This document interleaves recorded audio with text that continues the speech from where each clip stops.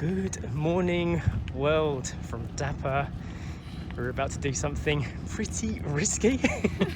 We have actually bought a new car off of the internet from a Filipino we've never met. From an island we've never been to. Yes. Completely sight unseen. This is a deal we've just kind of come across, and we hope that everything is going to go okay with it. Yeah. It is totally out of character for British people to do anything like this. Are you excited about the new car? Yeah. What do you think it's going to be like? I don't know. I don't know what it feels like. Look, see that boat behind you, Story? Yeah. It came on that boat. It came on that boat? Yeah, it did. Everest and Sons. Story and Grandad are about to go to the playground, keep them busy for a while while we receive the car. The reason why I think we wanted to make this video today is to highlight how differently we live our lives out here compared to how we live our lives in the West. You know, there's a totally different system of things, and this is kind of part of that. So we're hoping it works out. It has been a long process. It wasn't just like last night we bought the car and now it's here. It's actually been, what, 2-3 weeks possibly? Yeah, maybe longer. In the making to get this car here. And yeah, it's now here. This is the day that we're going to see it for the first time. Yes. So it's actually on the slow boat right now, rolling in. Yeah. So we think this boat here, just rolled in, is the boat that has the car on it. As Jay said when we were just walking here, in the UK and as British people, this is very out of character, because in the UK, if you were going to buy a car, you know, there's a lot of background checks you can do. You go for first, second, third viewings, maybe you test drive it, you kind of send the AA down to do like a super check. And the trust isn't there in the UK to do something like this that we've just done.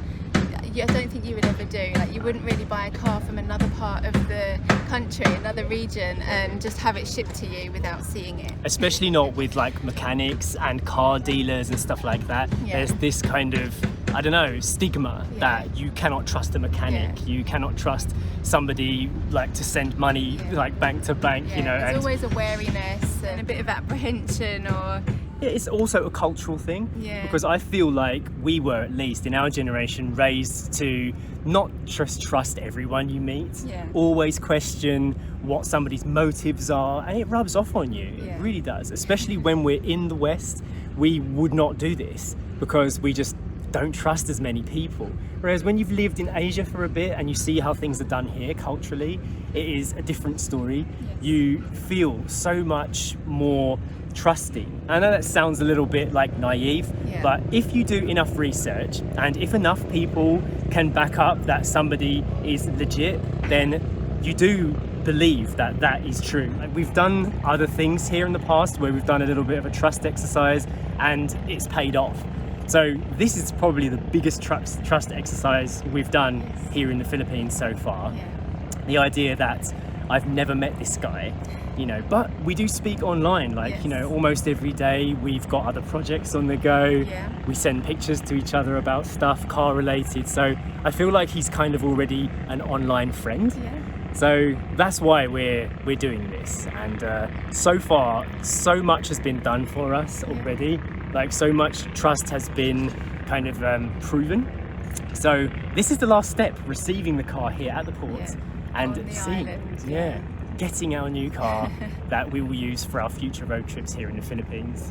So while we're waiting, I'll just give you a little bit of history about what the deal is here with the car. So the person that we bought the car from, his name is Kenny. He has a mechanics workshop in Cebu, and he's actually building our vintage truck for us. So that's another project we've got going on here in the Philippines. We've actually got some friendly locals riding alongside us here. And so Kenny has been a friend of ours, like online friend of ours, for about a year and a bit now. We've just been kind of talking about building this truck. So when it came to finding somebody in Cebu to go get a car, he was the first person I contacted.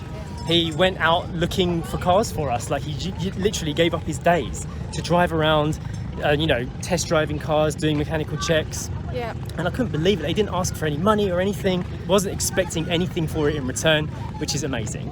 And he basically found this car for us about a week ago. Yes. Well, the reason that it's coming from Cebu is because on the island there was no choice, which is what we faced in the beginning and why we ended up with the car that we have currently, the Toyota Corolla, because it was all that was available. Yes. So when we were searching for a new car, they were all coming up in either Manila or Cebu. So I think I've mentioned before, if you are looking for a brand new car, you can go to a dealership. If you're looking for a cheap car, you can find something. But if you're looking for something that's in the middle, something that's been taken care of, is reliable and isn't brand new, then it's a little bit more tricky to find, and you need to kind of know somebody who can help you out.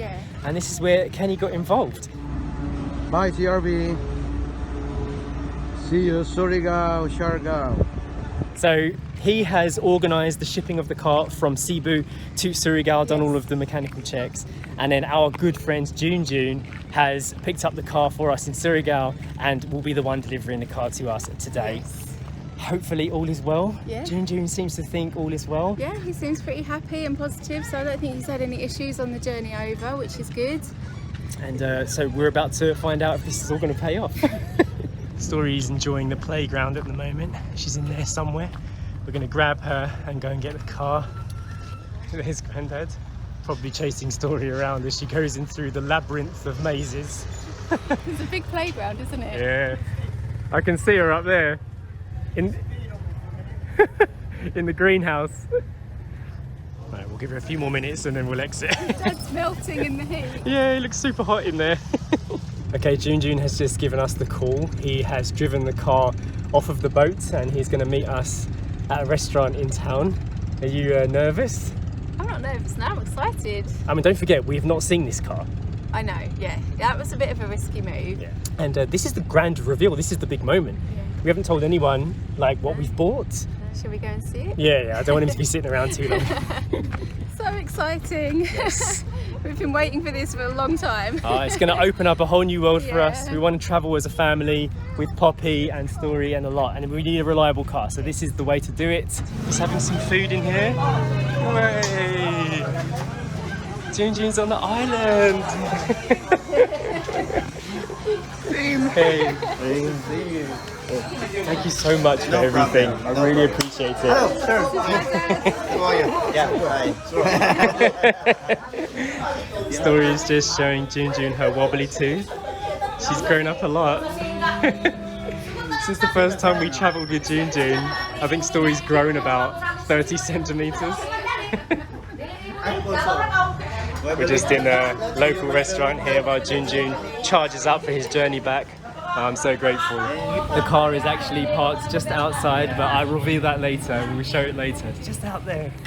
Exciting. We're saying goodbye to June. Thank you, my friend. We really appreciate it. And we'll see you in Mindanao again for more adventures. You have to go to the mainland. Yeah, we'll come to the mainland, yeah. We're travellers now. Bye. Now that restrictions are kind of loosening up around the Philippines, we really want to start travelling and we want to do it by road. Yeah. So my friend June, who lives in Siargao, he's given up his entire day to do this for us, to make sure we can get the car over here. Because if the car is not accompanied by a driver, you get charged massive port fees. So yes, we are very grateful that June has offered to do this for us. Yeah. He says he doesn't want anything for it, which is absolute madness. We will definitely sort him out. Yeah, but we're just, like Jay said, super grateful that he was able to do this for us, and it's also been a learning experience for everybody involved, because no one had sent or received a car like this before, from Cebu to Siargao and Siargao to Siargao. So there's been a lot of issues that came up that no one really knew about was going to happen.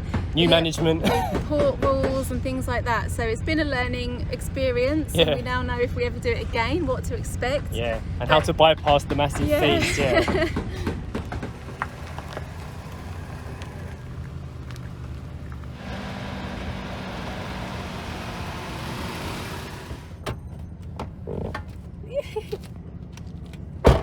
So this is it. Sacha has just picked up the car. Yes, we have it. Yeah, parked it right next to us, and we're about to do the grand reveal. So ready?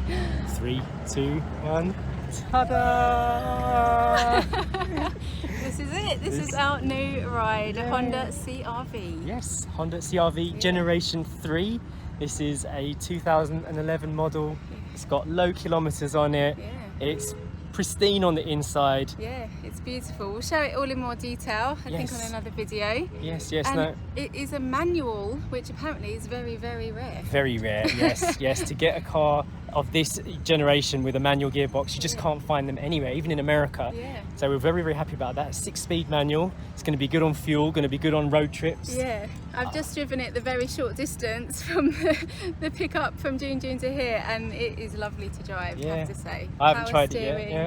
Yeah, it feels really nice. It feels like a brand new car inside. What about the size? How does the size feel? It's much bigger than what I'm used to, but it's good. It feels really smooth, and I think we're going to enjoy it. So I think this is like what you would classify as a crossover car, like somewhere between a big hatchback and an SUV. Yeah. So size-wise, it should be perfect for us. Yeah. Let's do a little walk around just to show it now.